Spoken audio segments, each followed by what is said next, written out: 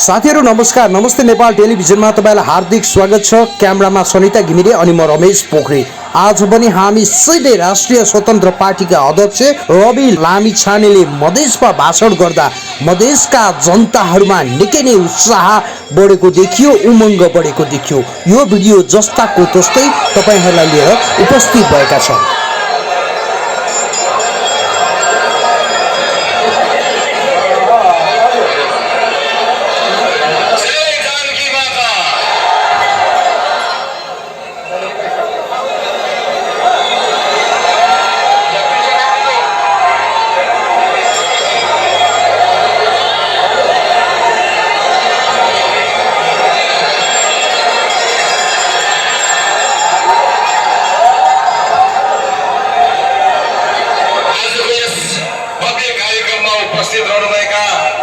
मधेसका तमाम आमा बुवा दाजुभाइ दिदीबहिनीहरु सबैलाई मेरो प्रणाम।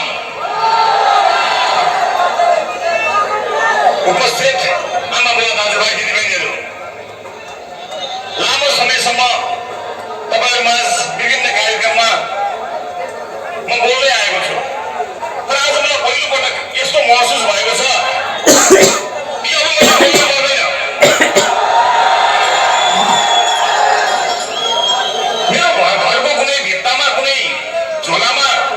संसारकै सबैभन्दा लामो टकसो चलाएर बोलेर आयोजन गरेको एउटा वर्ल्ड रेकर्ड छ, तर मलाई लाग्छ अब त्यसको पनि केही काम छैन, अब बोल्नु पर्दैन।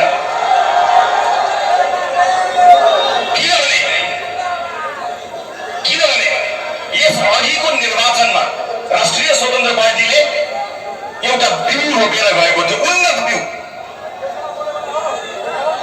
हामीलाई धेरैले भने मधेसमा तपाईले भोट ल्याउनु भएन, मधेसमा तपाईहरु लोकप्रिय हुनुहुन्न, मधेसका जनताले तपाईलाई माया गर्दैनन् भनेर धेरैले भनेका थिए। तर मलाई थाहा थियो कि मधेसले माया गर्छ, त्यसैले त मधेसले उन्नत बिउ रोपेको थियो र त्यो बिउ आज हुर्केर बढेर फल लागेर लहलह भएको छ। जसरी धानका बारा लहलह हुन्छ, आजको यो उपस्थिति त्यो हिजो रोपेको बिउ हो। यो बिउ मात्र होइन, तपाईका तमाम आँखाहरुमा देखिएको यो देशको सपना हो। यो सपनालाई अपदस्थ भएका मानिसहरूले खोसेका थिए, लुटेका थिए, लुकाएका थिए। अब त्यो सपना खोसेर लिन्छ मधेसले, अब त्यो सपना खोसेर लिन्छ देशले। आमा बुवा दाजुभाइ दिदीबहिनीहरु, मलाई सम्झना छ जब चितवनका जनताले संसदकै सबैभन्दा धेरै भोट दिएर मलाई पठाएका थिए, मलाई छलछाम गरेर संसदबाट निकालियो। हिजो सबैभन्दा धेरै भोट ल्याउने सांसद भएको थिए, अब सबैभन्दा धेरै मत ल्याउने पार्टी भएर संसदमा जानेछु।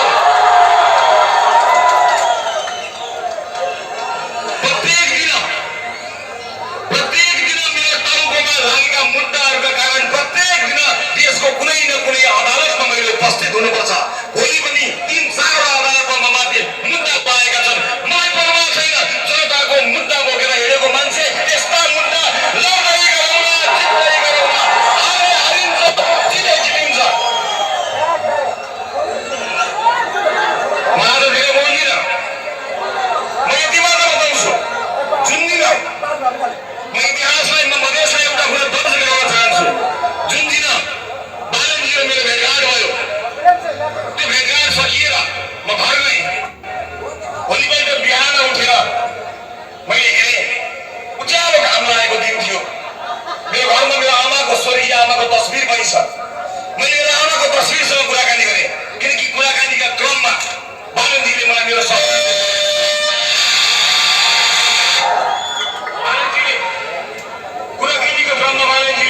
सपना सोध्नु भएको थियो। मैले आफ्नो सपना बताएको थिएँ, उहाँले आफ्नो सपना बताउनु भएको थियो। हामीले एकअर्काको सपना साझा गरेका थियौँ। भेट भएको 5 मिनटमै हामीलाई थाहा थियो कि हामी सँगै हिँड्न सक्छौँ। 5 मिनटमा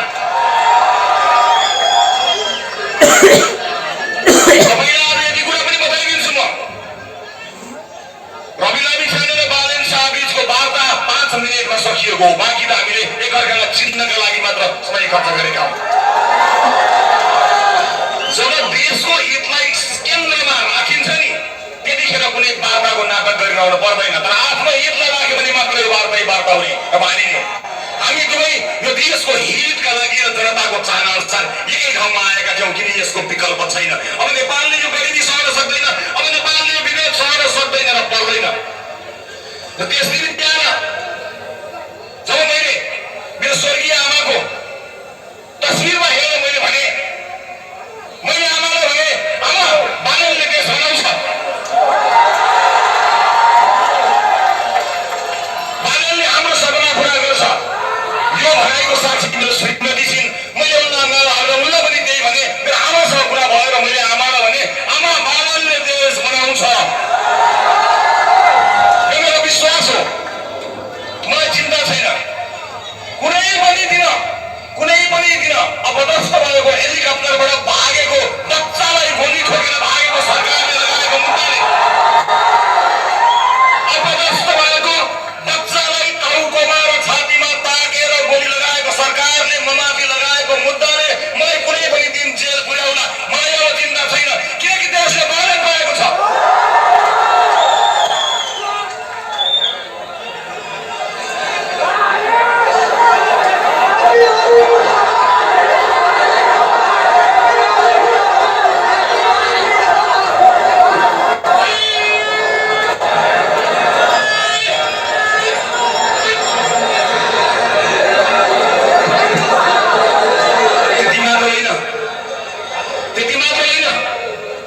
बच्चालाई छाती र टाउकोमा गोली हानेको सरकारले मलाई गरेको अन्यायको कुनै हिसाब छैन।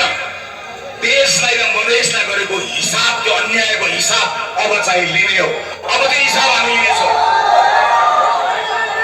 मलाई कुनै परवाह छैन। मलाई विश्वास छ यतिका मूर्धन्य नेताहरू आउनु भएको छ। जनताको यति ठुलो साथ पाएपछि अब चिन्ता गर्न पर्दैन।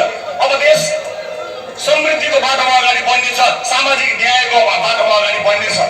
उपस्थित आमा बुवा दाजुभाइ दिदीबहिनीहरू, मलाई धेरै अगाडि भन्नुहुन्थ्यो कसैले कि तपाईँ मधेसदेखि आउनुहुन्न, मधेसमा तपाईँहरूको धेरै सङ्गठन राम्रो छैन, मधेसमा तपाईँहरूको उपस्थिति कम छ भनेर धेरैले भन्नुहुन्थ्यो। उहाँहरू सबैलाई म एउटै जवाब दिन चाहन्छु, मधेसमा धेरै व दुरुस्त समाजमा दाजुभाइ दिदीबहिनीहरूलाई म यहाँबाट के आश्वस्त गराउन चाहन्छु, के विश्वस्त गराउन चाहन्छु भने म उनीहरूको आलोचना गर्न आएको होइन, म उनीहरूको आलोचना गर्न पनि चाहन्न। जसलाई जनताले लखेटेर भगाए तिनको आलोचना गरिरहनु आवश्यक छैन।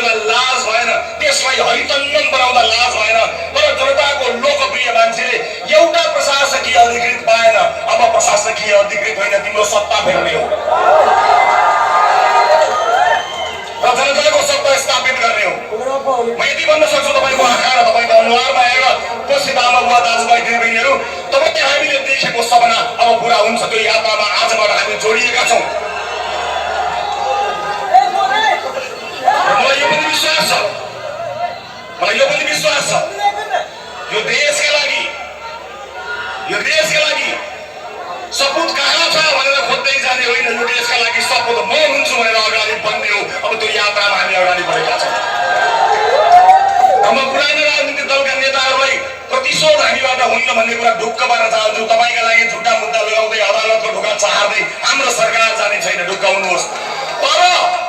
तर देश लुटेर कमाएको एक एक पाइको हिसाब चाहिँ गर्नेछु।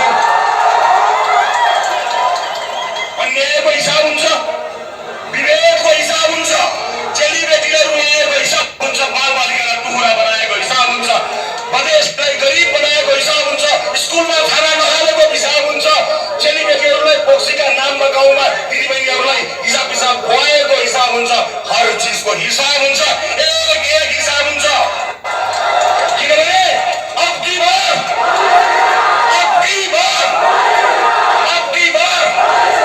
जय देश, जय विदेश, जय हिन्दी। आजको यो भिडियोबाट क्यामेरामा सनिता घिमिरे अनि म रमेश पोखरेललाई पनि दिन दिनुहोस्। हाम्रो च्यानललाई सब्स्क्राइब गर्न, भिडियोलाई लाइक, शेयर र कमेन्ट गर्न भने नबिर्सिनुहोला साथीहरू। नमस्ते।